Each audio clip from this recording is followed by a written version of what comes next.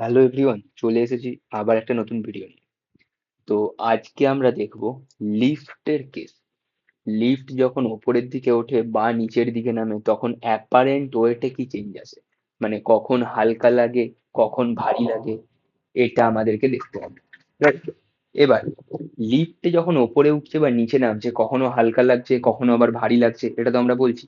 তো তার জন্য আমায় প্রথমে দেখতে হবে যে হালকা বা ভারী লাগছে ওয়েট, এই ওয়েট জিনিসটা কি। তো আমি যদি বলি ওয়েট জিনিসটা কি, আমরা কি দিয়ে মাপি ওয়েটকে, তাহলে অনেকে বলবে যে ওয়েট ওয়েট মানে তো ওজন, যেটা আমরা জানি যে 50 গ্রাম 100 গ্রাম 1 কেজি। এটা কি আসলে ওয়েট? না। আমরা দোকানে গিয়ে বললাম যে দাদা 100 গ্রাম অমুক ডাল দিও, গিয়ে বললাম যে 1 কেজি চিকেন দিও, 500 গ্রাম মাটন দিও, এগুলো ওয়েট নয়। এগুলো হচ্ছে মাস, এগুলোকে বলা হয় ভর। তাহলে ওয়েট, ওয়েট মানে হচ্ছে সাপোজ একটা আমার কোনো অবজেক্ট আছে, তার মাস হচ্ছে এম। এই মাসটাকে আর্থ যে অ্যামাউন্ট ফোর্স দিয়ে আর্থের সেন্টারের দিকে টানে সেটাকে বলা হয় ওয়েট। এটার ওয়েট কত হবে? That is M into G, এটা আমরা জানি। Force is equal to mass into acceleration, আর আর্থের ক্ষেত্রে এ এর ভ্যালু যেটা জি হয়, that is 9.8 metre per second square, বা আমরা ওটাকে 10 ধরে নিই। তাহলে এটা পেয়ে গেলাম এই অবজেক্টের ওয়েট এম। এবার এই ওয়েটকে আমরা মাপি কিভাবে, এটা আমাদেরকে জানতে হবে, তবে আমি বুঝতে পারবো যে অরিজিনাল ওয়েট অ্যাপারেন্ট এই ব্যাপারটা কি আছে। তো প্রথম, যে কোনো অবজেক্টকে পৃথিবী যে নিজের দিকে টানছে, পৃথিবী কতটা ফোর্স দিয়ে টানছে ওটাকে আমরা মাপতে পারি না। তাহলে কি মাপি? এই অবজেক্টটাকে আমি এইভাবে রেখে দিয়েছি একটা ফ্লোরের ওপরে, মেঝেতে রাখা আছে। পৃথিবী টানছে এদিকে এমজি ফোর্স দিয়ে। তাহলে পৃথিবী যদি নিচের দিকে টানে, এই এম মাসের অবজেক্টটা, এটা তো নিচের দিকে চলে যাওয়া উচিত, নিচে যাচ্ছে না, ব্যালেন্স হয়ে আছে, এই জায়গাতে স্থির আছে। তাহলে কেন ব্যালেন্স হয়ে আছে? নিশ্চয়ই এই যে ফ্লোরটা রয়েছে, এই সারফেসটা এম মাসের অবজেক্টের উপরে একটা ফোর্স দিচ্ছে। এই ফোর্সটা আর এই এমজি ফোর্সটা ইকুয়াল। এবার এই যে ওপরের দিকের ফোর্সটা, এটাকে বলা নর্মাল রিয়াকশন, ক্যাপিটাল এন দিয়ে এটাকে লেখা হয়। তাহলে যদি এন এর ভ্যালুটা এমজির সঙ্গে সমান থাকে, তবেই আমি বলতে পারবো যে এম অবজেক্টটা স্থির রয়েছে। আমি টেবিলের ওপর একটা 5 কেজি ভরের কিছু রেখে দিলাম, ওটা ওইভাবে রয়েছে, তার মানে আর্থ নিচের দিকে ওটাকে টানছে, আর টেবিলটা এই নর্মাল রিয়াকশন একটা ফোর্স দিয়ে ওটাকে উপরের দিকে ঠেলছে। সেই জন্য ওপরের ফোর্স আর নিচের ফোর্স সেম হয়ে গেছে, সেই জন্য অবজেক্টটা ওখানে স্থির রয়েছে, রাইট? তাহলে এই কন্ডিশনে N is equal to MG. Normal রিয়াকশনের ভ্যালু হচ্ছে এমজির সঙ্গে সমান। এই নর্মাল রিয়াকশনটা, এটাকেই আমরা মেজার করি আর এটাকেই বলা হয় অ্যাপারেন্ট। তাহলে নর্মাল কন্ডিশনে, ইউজুয়াল কন্ডিশনে এন এর ভ্যালু এমজির সঙ্গে সমান, যখন আমরা বসে রয়েছি দাঁড়িয়ে রয়েছি, রাইট? তখন তাহলে আমাদের যেটা অ্যাপারেন্ট ওয়েট, আমাদের যেটা অ্যাকচুয়াল ওয়েট, সেটা সেম থাকে। তো এটা মাপে কিভাবে? এটা স্প্রিং ব্যালেন্স রয়েছে, স্প্রিং তুলা যন্ত্র। যখন আমরা ছোট ছিলাম, ছোটবেলায় স্কুলে পড়তাম, ওই অঙ্গনওয়াড়ি স্কুল, এসব স্কুলগুলোতে, তো মাঝে মধ্যে একটা মেশিন নিয়ে আসতো, ওপরে আংটা দিয়ে ঝুলিয়ে দিত, যে বাচ্চাগুলোকে এইভাবে তুলে ওখানে একটা স্প্রিং মতো থাকতো আংটা, ওখানে এইভাবে রেখে দিত, যে ওটা কাঁটা থাকতো, সেটা ডিফ্লেকশন দিত, ওখানে দেখে নিত ওয়েট কত আছে। ওটা দিয়ে আমরা ওয়েট মাপি। আর নর্মাল যে দাড়িপাল্লার দোকান আছে, এগুলো দিয়ে আমরা মাস মাপি, রাইট?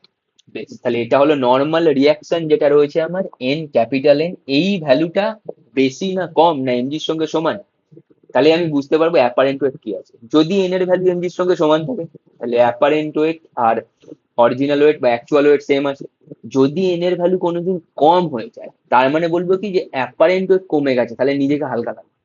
যদি এন এর ভ্যালু বেড়ে যায়, তখন অ্যাপারেন্ট ওয়েট বেড়ে গেছে, ভারী লাগবে। তাহলে দেখা যাক লিফটে কখন কি হয়। তো লিফটে তিনটে কেস আমি ড্র করব, তিনটে কেস এক্সিস্ট করে, তো দেখবো কি কি। তো প্রথমে একটা লোক ড্র করে ফেললাম চট করে, লিফটের মধ্যে দাঁড়িয়ে রয়েছে। এবার এই লিফটটা ওপরের দিকে উঠছে এ অ্যাক্সিলারেশন নিয়ে। ওকে, লোকটার মাস হচ্ছে এম। তাহলে দেখবো এখানে কি কি চেঞ্জ আসবে। তো মাস এম হলে নিচের দিকে ফোর্স থাকবে এমজি। এবার ফ্লোরে দাঁড়িয়ে রয়েছে, ফ্লোর একটা ওপরের দিকে ফোর্স দেবে এন। তাহলে দুটো ফোর্স আমি পেয়ে গেলাম, একটা ওপরের দিকে এন, একটা নিচের দিকে এম। এবার আমি দেখতে পাচ্ছি টোটাল সিস্টেমটা এ অ্যাক্সিলারেশন নিয়ে উপরের দিকে উঠছে, মানে লোকটা উপরের দিকে উঠছে। তাহলে আমি তো এটা বলতে পারি যে লোকটা উপরের দিকে উঠছে মানে কি, মানে নিশ্চয়ই উপরের দিকে ফোর্স বেশি আছে, নিচের দিকে ফোর্স কম আছে, সেই জন্যই উপরের দিকে উঠছে। তাহলে উপরের দিকে কোন ফোর্স আছে? এম। নিচে কোনটা আছে? এম। তাহলে N is greater than MG. এবার এন তাহলে কতটা বেশি এমজির থেকে? বলবো স্যার মাইনাস করে দেবো এন মাইনাস এমজি, তাহলে করে দিচ্ছি N minus M G. This will be equal to, এটা ইকুয়াল কত হবে? এবার নিউটনের সেকেন্ড ল থেকে আমরা জানতাম force is equal to mass into acceleration. এই লোকটা এই পরিমাণ এন মাইনাস এম, এই নেট ফোর্স নিয়ে এম মাসের লোক ওপরের দিকে উঠছে এ অ্যাক্সিলারেশন নিয়ে, তাহলে এই ফোর্সের ভ্যালু কত হবে? সেটা হবে এম ইন্টু এম। লিখে দিলাম এম ইন্টু এম। তাহলে এন এর ভ্যালু কত আসছে? That is M G plus M A. ওকে,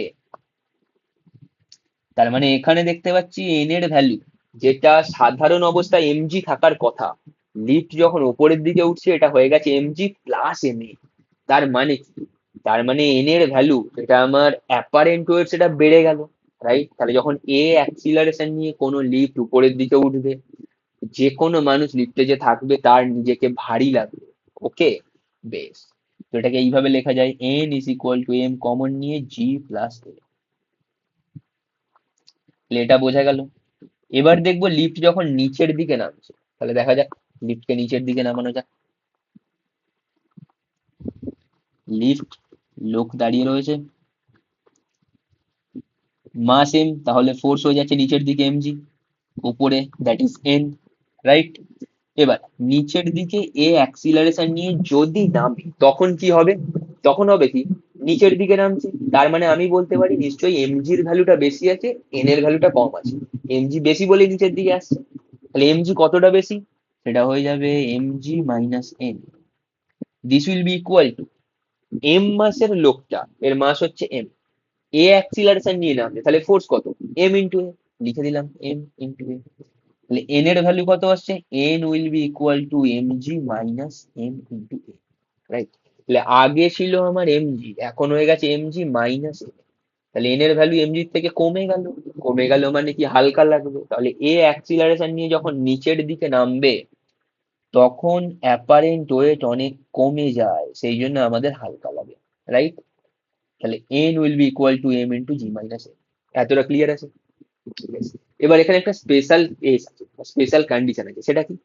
যদি এরকম হয়, লিফটে করে কেউ নামছিল, হঠাৎ করে লিফটের তার ছিঁড়ে গেল, লিফটটা তখন ফ্রি ফল করবে, আর্থ নিচের দিকে টানবে। আর্থ যখন নিচের দিকে টানছে, ফ্রি ফল করছে, তখন অ্যাক্সিলারেশনের ভ্যালু কত? তখন আমরা বলবো বাবা ফ্রি ফল হচ্ছে, কোনো বাধা নেই, কিছু নেই, তাহলে অ্যাক্সিলারেশনের ভ্যালু জি, তাহলে এর ভ্যালু স্মল জি হয়ে যাবে। তাহলে আমি যদি এর ভ্যালু স্মল জি বসাই, তখন এন ড্যাশ লিখলাম, এটার ভ্যালু কত হবে? এম ইন্টু জি মাইনাস জি, তাহলে এটা জিরো, তাহলে এন ড্যাশ এর ভ্যালু হয়ে যাচ্ছে আমার জিরো। তাহলে এন ড্যাশ এর ভ্যালু যদি জিরো হয়ে যায়, তার মানে কি, যে লোকটা থাকবে সে ফিল করবে তার কোনো ওয়েটই নেই।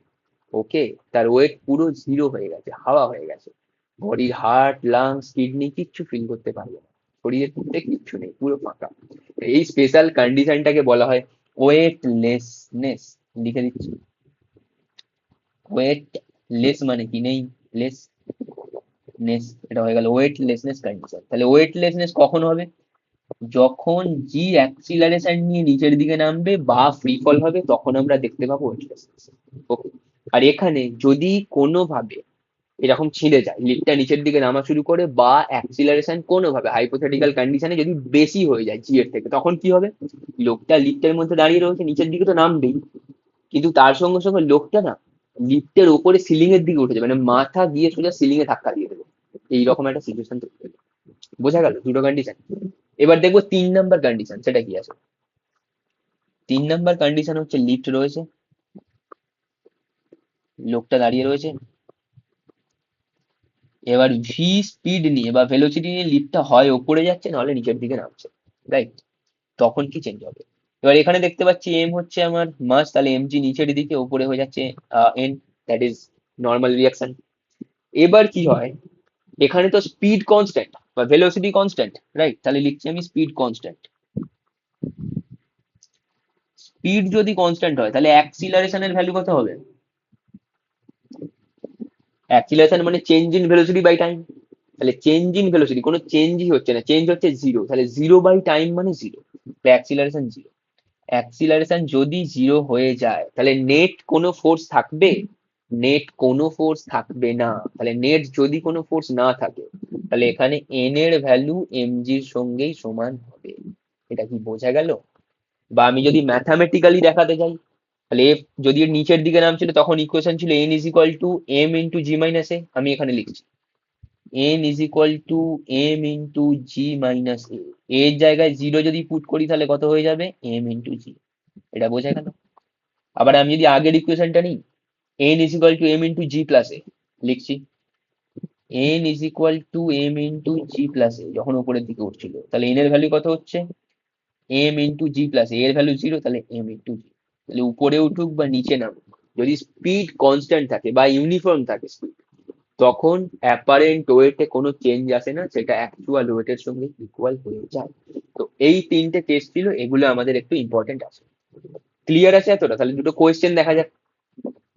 তো question number 5, a person stands on a sensitive spring balance inside an elevator in which the following scenarios, এটা দেয়া আছে। তাহলে বলেছে lower than the reading lower than the actual weight. তাহলে অ্যাকচুয়াল ওয়েটের থেকে লোয়ার হবে, তার মানে কি লোকটার হালকা লাগবে। তাহলে হালকা কখন লাগে? যখন নিচের দিকে আসে অ্যাক্সিলারেশন নিয়ে। তাহলে দেখা যাক, দ্য এলিভেটর অ্যাক্সিলারেটস আপওয়ার্ডস, না এটা হবে না, তাহলে ভারী লাগবে। এলিভেটর অ্যাক্সিলারেটস ডাউনওয়ার্ড ইউনিফর্ম, হ্যাঁ এটা আমার কারেক্ট আনসার আছে। তারপরে কি ছিল? Elevator moves upward with constant velocity, তাহলে এখানে তো নো চেঞ্জ, এটাও হচ্ছে না। আর moves downwards with constant velocity, এটাও আমার হচ্ছে না। ভেলোসিটি কনস্ট্যান্ট থাকলে কোনো চেঞ্জই হবে না, হালকাও লাগবে না ভারীও লাগবে না, রাইট? এবার দেখি আরেকটা question. A person standing in a lift experiences a weight greater than his actual weight when the lift is, আচ্ছা তাহলে অ্যাকচুয়াল ওয়েটের থেকে বেশি মানে ভারী লাগছে। তাহলে ভারী কখন লাগে? যখন ওপরের দিকে উঠবে একটা অ্যাক্সিলারেশন। তাহলে দেখা যাক, moving upward with constant velocity হবে না, moving downward with constant velocity হবে না, ভেলোসিটি কনস্ট্যান্ট থাকলে কোনো চেঞ্জই হবে না। Accelerating upward, acceleration downward, yes, তাহলে অ্যাক্সিলারেটিং আপওয়ার্ড এটা হয়ে যাবে কারেক্ট। যখনই অ্যাক্সিলারেশন থাকবে আর উপরের দিকে উঠবে তখন ভারী লাগবে, অ্যাক্সিলারেশন থাকবে নিচের দিকে তখন হালকা লাগবে। এবার দেখা যাক পরের কোশ্চেন। আর লিফট ইজ গোয়িং আপওয়ার্ড, উপরের দিকে উঠছে উইথ ইউনিফর্ম স্পিড, বা ইউনিফর্ম স্পিড বা ইউনিফর্ম ভেলোসিটি বলে দেওয়া মানেই কি? No change in weight. Okay, তাহলে এখানে কারেক্ট অ্যান্সার হয়ে যাবে option C, no change in weight. I hope এতটা বোঝা গেছে, এতটা ক্লিয়ার আছে, রাইট? তো যদি কোনো ডাউট থাকে কমেন্ট সেকশনে বলবে। Thank you so much.